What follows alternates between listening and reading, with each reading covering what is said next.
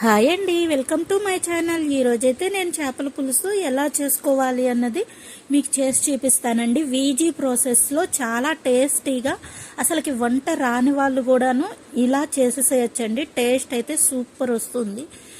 ఎవరైతే మా ఛానల్ని కొత్తగా చూస్తున్నారో లైక్ చేయండి, షేర్ చేయండి, సబ్స్క్రైబ్ చేయండి, బెల్ ఐకాన్ని ఆన్లో పెట్టుకోండి. అప్పుడైతే నేను పెట్టిన ప్రతి ఒక్క వీడియో నోటిఫికేషన్ అన్నది మీకు వస్తుంది. మా వీడియోని ఫుల్ దాకా చూసి లైక్ చేయండి, మాకు సపోర్టింగ్ అన్నది చేయండి. ఇదిగోండి, నేనైతే ఇట్లా చేపల పులుసు చాలా ఈజీ ప్రాసెస్లో ఎలా చేసుకోవాలి అన్నది నేను ఇప్పుడు మీకు చేసి చూపిస్తాను. టేస్ట్ అయితే చాలా బాగా వచ్చిందండి. చూసారు కదా, ముక్క ఇరుక్కుండా ఎంత బాగా వచ్చిందో. ఇదిగోండి, నేనైతే 2 కేజీల చేపలు తీసుకున్నాను. 2 కేజీల చేపల్లో నేనైతే 1.5 కేజీ చేపల పులుసు చేసి చూపిస్తాను. ఇదిగోండి, ఇప్పుడైతే నేను క్లీన్గా శుభ్రంగా కడిగి పక్కన పెట్టుకున్నాను. ఇప్పుడు దాంట్లోకి కావాల్సిన మసాలాలు ఇదిగోండి: మిరియాలు, గసగసాలు, చెక్క, లవంగ, ధనియాలు, ఎండు కొబ్బరి, ఆనియను, టమాటా, చిన్నులపాయి, అల్లం, ఇవన్నీ మిక్సీ ఆడించుకుందాము. నేనైతే ఇది 2 కేజీలకి క్వాంటిటీ అన్నది చేస్తా ఉన్నాను. మసాలా అన్నది 1.5 కేజీకి కొంచెం అయితే తీసి పక్కన పెట్టేసిన్నాను. నేనైతే ఇంత మసాలా అన్నది పెట్టుకున్నాను. ఇదిగోండి, అస్సలు వంట రాని వాళ్ళు కూడాను ఇలా ఒక్కసారి చేసి మీ హస్బెండ్కి వండి పెట్టండి. వాళ్ళైతే అసలుకి నెక్స్ట్ లెవెల్ ఫ్యాన్ అయిపోతారు. ఈ కర్రీకి అయితే అంటే అంత బాగా వస్తుంది. ఇప్పుడు ఇది ఎలా చేసుకుందాము అన్నది ప్రాసెస్ మీకు చూపిస్తాను. మొత్తం అన్నది పొయ్యి మీద లేకుండానే ఉంటుందండి ప్రాసెస్ అన్నది. ఇదిగోండి, నేనైతే ముక్కలు అన్ని దాంట్లోకి వేసుకున్నాను. ఫ్రైకి ఒక 7-8 ముక్కలు అన్నది పక్కన పెట్టేసుకున్నాను. చెప్పినాను కదండి, 1.5 కేజీ అన్నది చేస్తా ఉన్నాను. అవి 6-7 ముక్కలు పక్కన పెట్టుకున్నాను. ఇప్పుడైతే దీంట్లోకి రాక్ సాల్ట్ వేస్తా ఉన్నానండి. పసుపు అనేది కొంచెం ఎక్కువ వేసుకోండి, నీసోసన అనేది రాకుండా ఉంటుంది. కారం అయితే కొంచెం క్వాంటిటీ అన్నది ఎక్కువ వేసుకోండి. టేస్ట్ అనేది బాగుంటుంది చేపల కూరలోకి. ఉప్పు, కారం, పసుపు అన్ని మసాలా సరిగ్గా ఉంటేనే దాని టేస్ట్ అన్నది చాలా బాగా వస్తుంది. ఇప్పుడు అనేది ఆయిల్ అండి. ఆయిల్ నేనైతే సుమారుగా వేసుకుంటున్నానండి. మీరు చూసి వేసుకోండి గరిటతో. నాకైతే ఎంత వేస్తే ఎంత అన్నది సరిపోతుంది అన్నది నాకు అర్థమైపోతుంది. దానికోసమని నేను గరిట లేకుండానే మామూలుగానే వేసేసిన్నాను.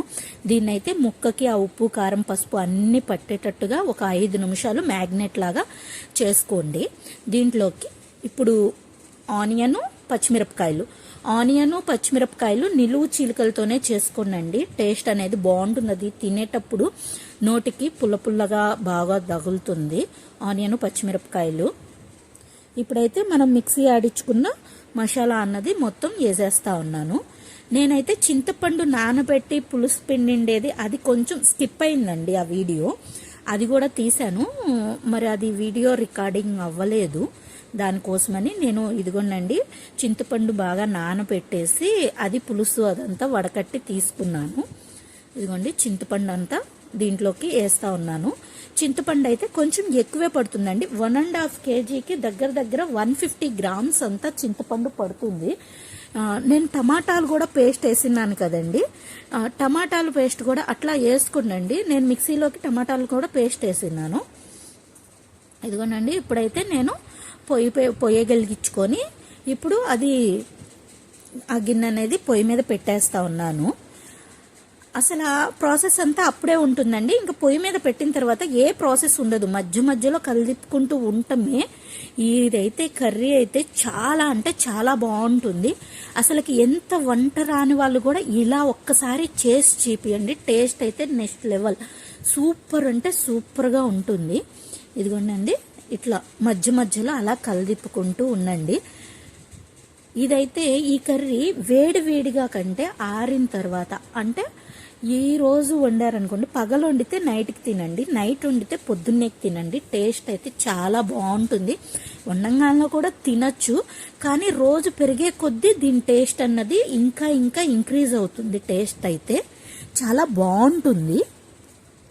ఒక్కొక్కళ్ళు ఒక్కొక్క రకంగా చేస్తారండి. కాకపోతే వంట రాని వాళ్ళు కూడా ఈజీగా చెయ్యాలి అంటే ఈ ప్రాసెస్లో చాలా బాగా వస్తుంది. ఇలా ఒక్కసారి చేయండి, ముక్క ఇరక్కుండా కరెక్ట్గా ఉడికేటట్లా నేను చేసి చూపిస్తున్నాను చూడండి. మధ్య మధ్యలో మటుకి ఒక 5 మినిట్స్కి ఇట్లా నూనె అంతా ఇలా పైకి తేలింది అంటే కూర ఆల్మోస్ట్ అయిపోయినట్టే.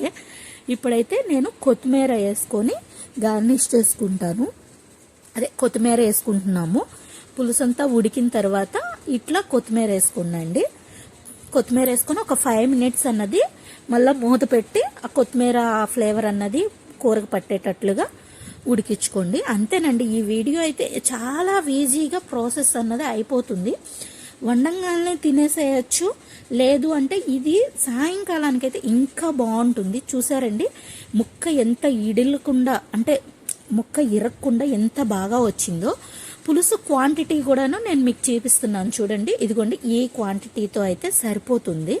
ముక్క మునిగేటట్టుగా పోసుకోండి, పులుసు అన్నది సరిపోతుంది. ఇదిగోండి ఇంతేనండి.